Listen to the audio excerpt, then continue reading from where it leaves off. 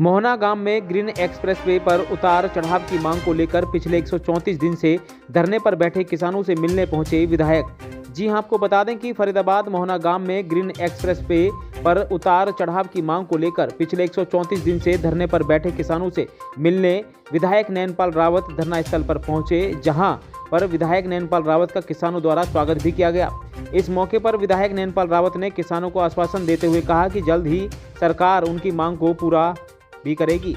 जहां एक तरफ हरियाणा के मुख्यमंत्री मनोहर लाल ने इस उतार चढ़ाव को देने की घोषणा की है, तो इस घोषणा को लेकर हाल ही में केंद्रीय सड़क परिवहन मंत्री नितिन गडकरी से भी मुलाकात की है और मंत्री नितिन गडकरी ने आश्वासन दिया है कि मोहना गांव में उतार चढ़ाव की मंजूरी जल्द मिल जाएगी। देखिए, लगभग 4 महीना 14 दिन से ये हमारे किसान जो मोहना गांव के आसपास के 25 गांवों के किसान हैं और चौधरी ईश्वर नंबरदार जी की अध्यक्षता में 4 महीने 14 दिन से धरना चल रहा है।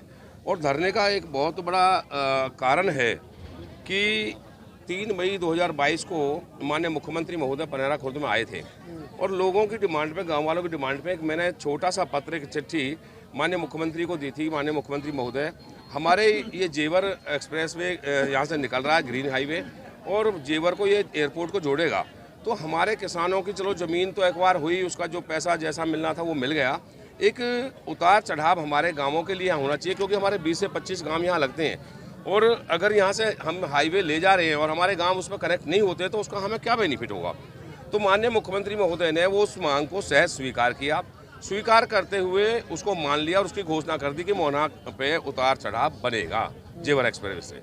और अब जो फिजिबिलिटीज़ की चेक की गई तो पता लगा कि जो जमुना के पार जो यूपी में है वहाँ इसकी कनेक्टिविटी, इसका उतार चढ़ाव दिया जा रहा है। तो उससे ना केवल लोग बल्कि मैं भी इस बात से दुखी हूँ कि माननीय मुख्यमंत्री महोदय के घोषणा करने के बाद भी अगर कोई चीज़ नहीं बनती है, और मुख्यमंत्री राजा हैं, उन्होंने अंतिम व्यक्ति के लिए काम करना, अंत्योदय की भावना से काम किया, हरियाणा को एक हरियाणवी एक मान करके काम किया है। तो एक छोटी सी बात के लिए किसानों का इस तरह बैठना किसी सूरत में उचित नहीं है। और ये मैं समझता हूँ कि विशेष तौर पर मेरे जैसे जो इनका यहाँ का सेवादार है उस पर कलंक है। तो इस कलंक को हमें धोना है, जो हमें ये कनेक्टिविटी नहीं मिल रही। आज माननीय गडकरी जी की चिट्ठी का जवाब भी आ गया। मैं 2 बार माननीय गडकरी जी से मिला हूँ, 5-6 लोगों को माननीय मुख्यमंत्री महोदय से मिलाया है, सदन के माध्यम से मैंने मुद्दा उठाया है और 2 बार माननीय मुख्यमंत्री महोदय को विशेष मैंने जो आग्रह किया है कि इस कट को दें, उतार चढ़ाव दें। तो आज उसी को लेकर के कल मुझे पता लगा, मैं चंडीगढ़ में था, सेशन चल रहा है, कि मेरे किसान भाई ट्रैक्टरों से जो है ना मेरे घर पे आना चाहते हैं, चाहे उसे घेरा मानिए, चाहे मुझसे मिलने मानिए, चाहे जैसे मर्जी मानिए। तो मैंने तुरंत फ्लाइट करा करके इनके बीच में आना उचित समझा कि मेरे ही किसान अगर मुझसे ही मिल जाएंगे। और मैं बड़ा बेबाक तरीके से बताता हूँ कि मेरी इस एमएलएशिप में किसी पार्टी का, किसी झंडे का कोई जो है ना सहयोग नहीं है। केवल और केवल पृथ्वी क्षेत्र के लोगों ने मुझे शिद्दत के साथ यहाँ से भेजा है। तो इनके दुख सुख में शामिल होना मेरा धर्म है और निश्चित तौर पर जिस काम को ये चाहते हैं उसमें भी शामिल होना मेरा धर्म है।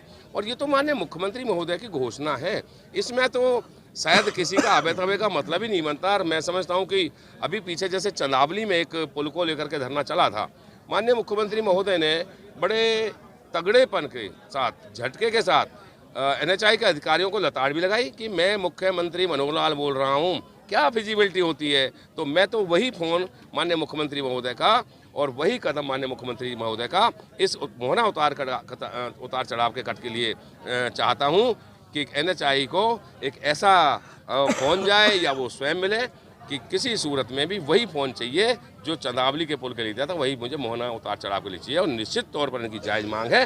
राजा के हाँ करने के बाद जब प्रजा को चीज़ नहीं मिलती तो उसमें दुख तकलीफ होती है, उसे मैं भी महसूस कर रहा हूँ।